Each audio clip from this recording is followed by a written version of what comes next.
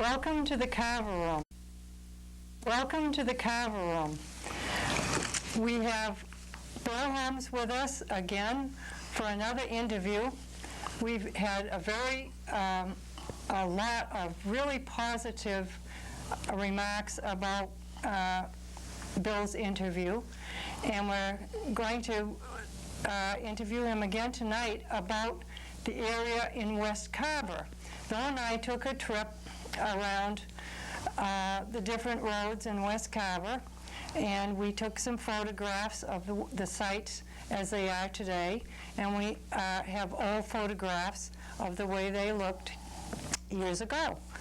So Bill, we welcome you again, and we welcome you to the Carver room, and tell us a little bit about our trip. We start off on West Street. We started off on West Street. We started off on West Street, and the first house we come to was known as the Aunt Jane Barrows house. Aunt Jane was the mother of Carver's last representative of the General Court, Frank Barrows. I believe his picture is in the town hall somewhere. He was the last. There's been several people from Carver run for the General Court, but Frank Barrows was the last one. And the little house in the background at the left is the beginning of what was known as the Vaughan neighborhood. And going north from there, most all the houses, most all the property was Vaughan property. And from there we moved on to this is rather of a historical place, but probably very few know about it. This house was built from the lumber of the old town hall. It was located on Main Street, near where the old Central School was. Some of you older Carver people knew where the writers lived. This building was on the north side of their house, and this building was the old town hall was torn down, and the lumber was all carted over on West Street, and this is the home of Louis Paddock now, and this lumber in here is from the old Carver Town Hall. Now you mentioned Main Street. It's Crescent Street today. It's now Crescent Street, yes. It's now Crescent Street, yes. Yeah, when it was torn down, it was Main Street, but it is Crescent Street now. And the old school, there was a school, primary school. Yeah, the primary school. That's this pictures of that in the town hall of the primary school. In fact, the picture of the old primary school. You can also see the old town hall just north of it. And also the part of the Atwood and the Shirtliff, what's known as the Atwood and Shirtliff places. In the beginning of South Meadow Road. In the old times, South Meadow Road now begins down on 58, but it used to begin at the curve between the Atwood and the Shirtliff house. Mm-hmm. And now a short ways down the road from that, on the opposite side of the street, I believe. Yeah, on the south side of West Street. Yeah, it's the Nathaniel Shaw place. Nathaniel Shaw was the father of E. Watson Shaw, who was a very prominent man in Carver in his day. This is how it looked about the turn of the century, and it's right where Ferrera's junkyard is located now. The house burnt in the 20s. I was going to school here at the Carver Center School at the time, and the house wasn't completely destroyed, but it was enough so that they managed to salvage some of it, and later on a man by the name of Albert Chandler owned it, and the extensive cranberry area behind it is known as the old Champion Cranberry Company.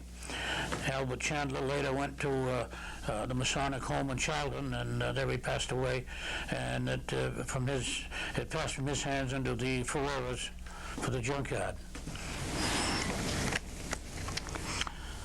Now the next home, I guess, is familiar to you. There's been a few changes there, but going down West Street, and then you come to Holmes Street, and then there's a little short street, cross street that connects with Post Point. And this house was part of this house was built about the Civil War, and that's where I was born. I was born in that house. My father and mother, William Meahy and Elmira Charlotte Dowsett Holmes, my mother and father. I don't know the name of the people that own it now. I believe it's changed hands once or twice since we sold it. It was sold in 1980, I think 80 or 81. I mean 61. That house was sold about the time I moved into my present house on Main Street. Now, some of the changes as you look at this newly renovated house, this L here, what was that? Part of the old house? No, there was. I think it was originally built, I believe, by a man by the name of Louis Shaw, and then George Blair owned it. George Blair lived in the little house that set back of Carmichael's store, and my father bought it. I mean, from George Blair. And George Blair was married to a lady by the name of Emma Richards, which we will speak about the Richards family later on. Mm-hmm. And the Red Barn is new. That wasn't there when I was there. In fact, where the Red Barn is there was a tennis court, and my older brother built a tennis court, and I guess he was a teenager, and I was a little approaching teenager, and that is located only a short ways from where the next picture is going to show us just the site of the old location of the Post Point School. The Post Point School was abandoned in, I believe, in 1922, 2 years before I started school. Otherwise, I would have had to walk to school probably 200, 250 yards. But this is the site of it. It's now owned by Larry and Paul Harju, and the little building you see in the picture back there is a pump house for the old Bill Richards bogs. This road is going in here, and there was a forest fire came across from in back of where this centerpiece is one day in the early 20s, and then swung towards the house where I lived. I was going to school at North Carver at the time, and come home from school, and there wasn't any fire department in Carver at the time. Generally the Frank Cole's mill gang and Jesse Holmes's mill gang from their mills were the firemen. There was a fire broke out.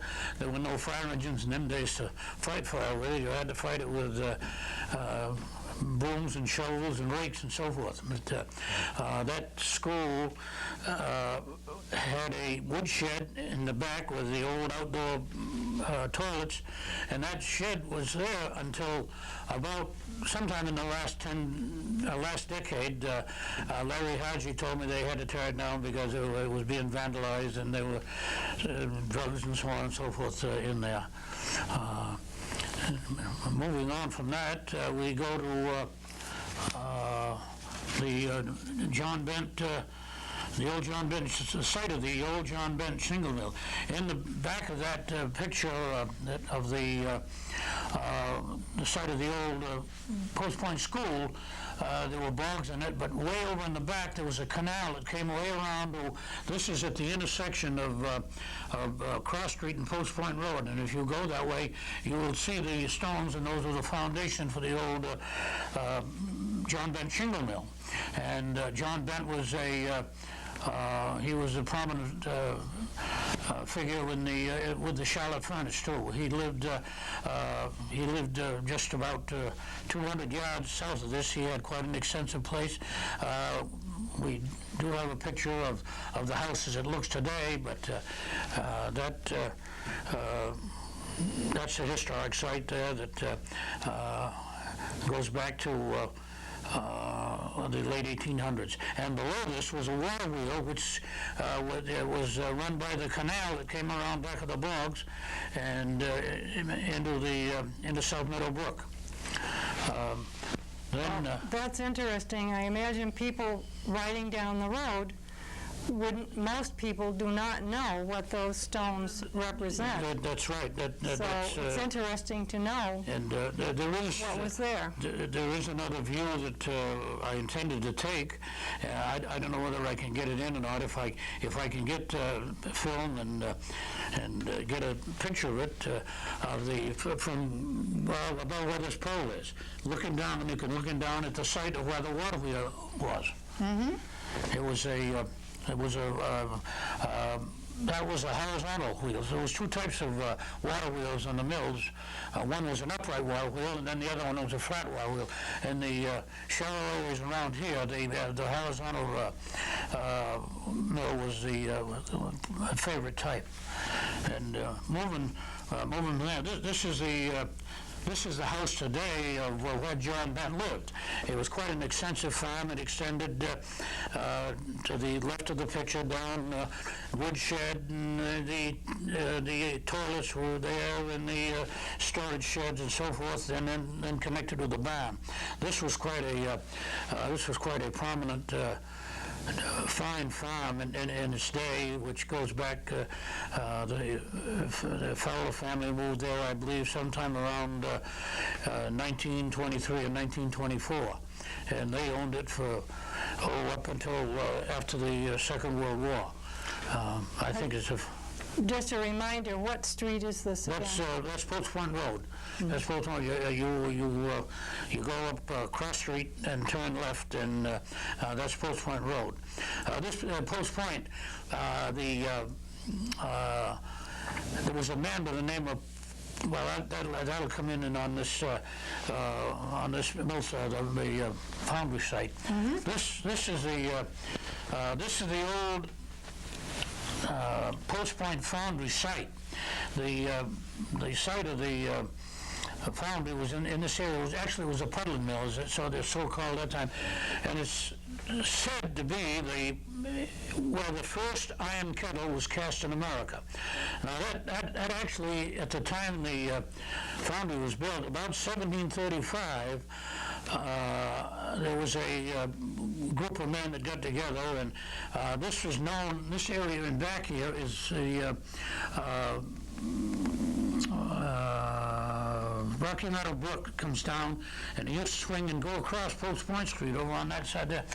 And this was known as Watson Cove. A man by the name of Edward Watson, and a man by Edward Watson and Edward Pope and George Watson were the prominent landowners in this area, and that's where the Post Point area got its name, was from Mr. Pope. And this actually, when the foundry was established, it was actually Plimpton. About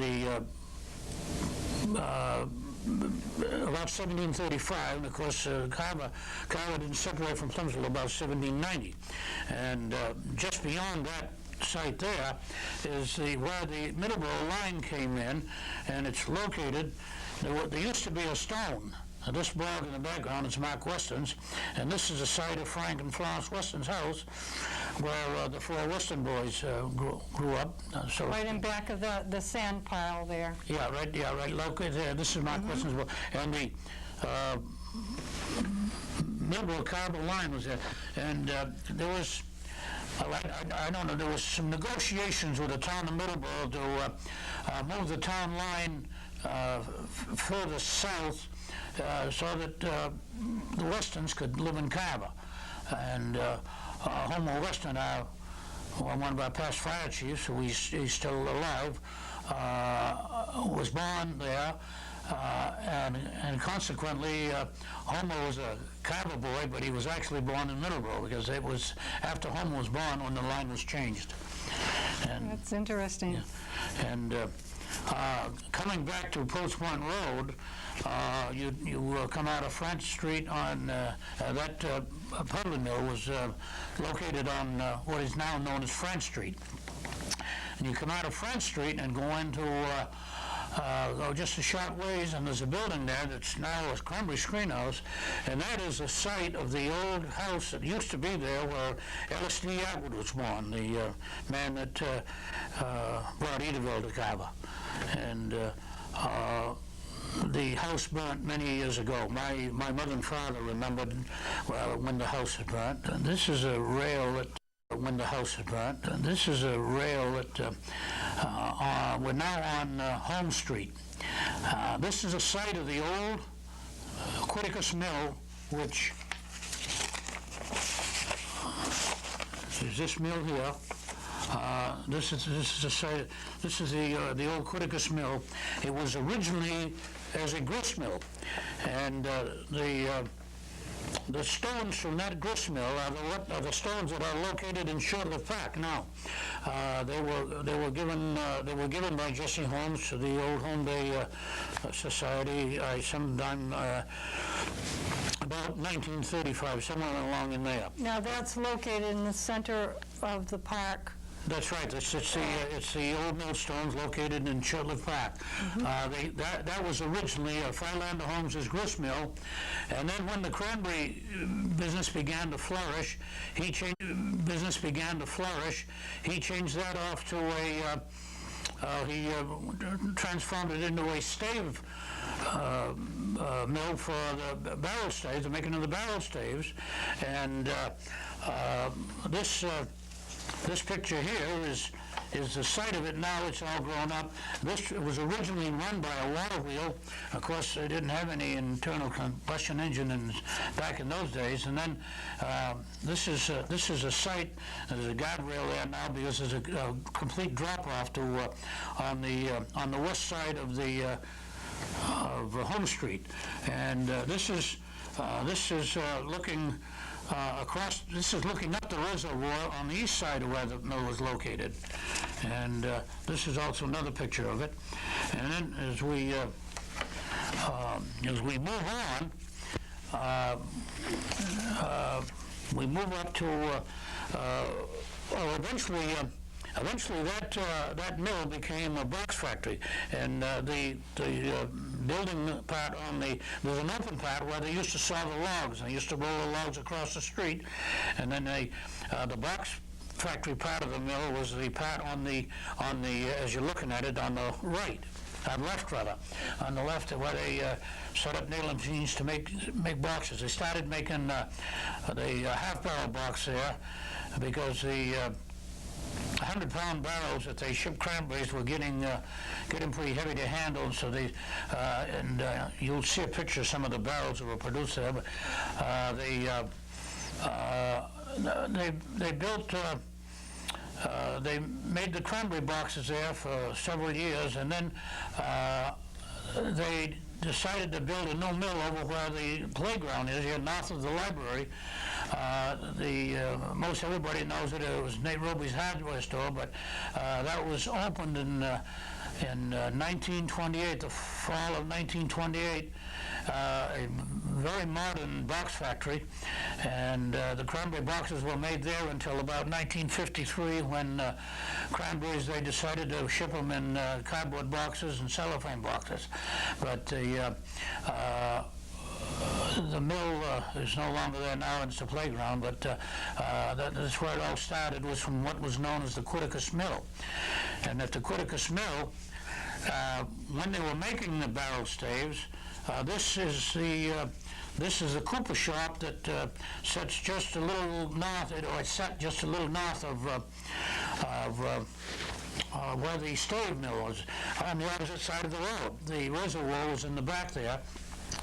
This, I believe this picture is shown on the previous tape that I did, right at the very end, and I've been asked several times whose house it was. It wasn't actually a house, it was actually a cooper shop where they made barrels. And they made barrels there up until about I think the last cranberries shipped in barrels was around 1926. And this is a picture of some of the gang that worked in the cooper shop, and the man that owned it is in the middle, sitting on a barrel, Philander J. Holmes. He was a very prominent man in Carver civil affairs, civic affairs, and so forth. And the man on the very right with the beard was my grandfather, my father's father. And my father worked in this cooper shop making barrels. In fact, on my birth certificate in 1918, my father's occupation is listed as a cooper, which a lot of people don't even know what a cooper is. You mention Goop and you think that's somebody's name, but a cooper was the name of a barrel maker. And then in the picture here, you'll see what a cranberry barrel looked like. There are a few of these barrel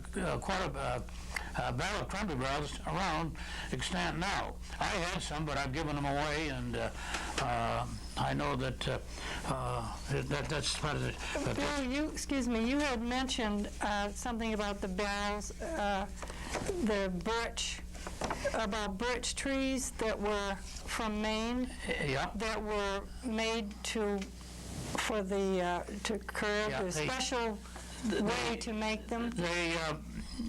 In this picture of the cooper shop, there was a wagon shed on the north side of it, and then there was a separate shed where they stored all of the. They used to come down from Maine. They they took birch trees that were probably about about an inch, and they would split the birch tree down the middle, and that birch tree, that half of birch tree, would be in some cases used for hoops. Later on, they went to the strap type hoops, which were on them. But they used to take a birch tree about an inch and a quarter, and they'd split it right down the middle, and wrap it around that one, and that was the hoops for the barrels. And cranberry barrels were shipped, and when they were shipped, they were rolled onto the railroad cars, and the freight cars would hold about 220 of those barrels, and sometimes they would go out in the lot where the freight yards were and pick up stones to chuck the barrels. The barrels were laying down in the freight car, and they'd put the stone under the barrel to chuck it to keep it from rolling. But sometimes in the shunting of the freight cars, they'd break loose, and they'd punch out a hole in the staves, and the cranberries would be scattered all over the place, and consequently the railroad would have to pay the damages. But it was actually the blame of the cranberry grower loading them, because they later on New Haven Railroad decided to come out with a wedge type that fitted under the barrel, and consequently that saved the New Haven Railroad from having to pay the damages. And that's interesting. That cooper shop was a very, very nice building. In fact, a lot of people thought it was somebody's home in the other picture. But now going up Holmes Street ends at what where West Street comes in, and Beaver Dam Road begins, and Beaver Dam Road runs down to Fosdick Road, and that Fosdick Road, I guess, was named for this Lucian Fosdick, who was a wealthy financier, and From the Boston area? From the Boston area, and I think I remember my mother and father referring to him as Judge Fosdick, but I can't. I don't have any way of verifying that. I don't know. I believe there's a resume about this Fosdick house extant somewhere that explains it. But that's. Well, I believe he built it for his daughter. It was a summer home. It's meant to be a summer home. He built it for his daughter, but she passed away before she had a time to live in it. And it was later used by her husband, remarried, and he lived there. And but Mr. Fosdick had extensive cranberry bogs behind the building, which are still there today. And he had parties, summer parties there, and in the fall he had parties, and a lot of his friends helped him pick cranberries. They hand-picked the berries on the bog. So he had big parties for them to when they came down to pick the berries. And also in the history is the fact that at one time he built an avenue out in front, similar to Savory Avenue, and in front of his home, and townspeople used that as a main way of going down Fosdick Road at the time.